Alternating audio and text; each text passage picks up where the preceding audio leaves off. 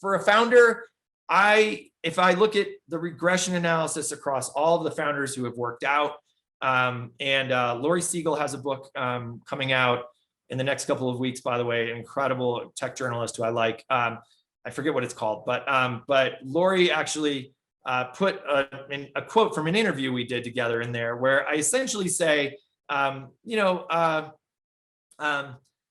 aren't normal. They're not balanced. They're weird. They struggle. They're manic. Some can tend to be sociopathic. Try and avoid those if you can.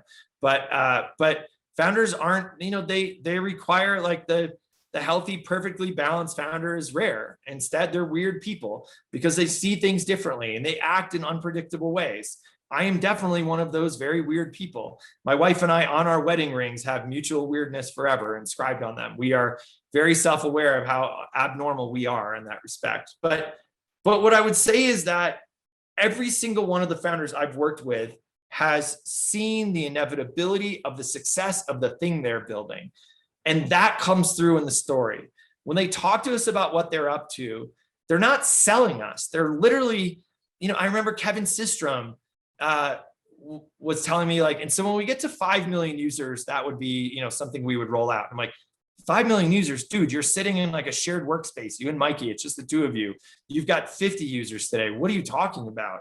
I remember, like Evan Williams, when people were asking, how is Twitter ever going to make money? And he's just like, you can't really process when we have 100 million users, how much data will be in that corpus and what that's going to be worth.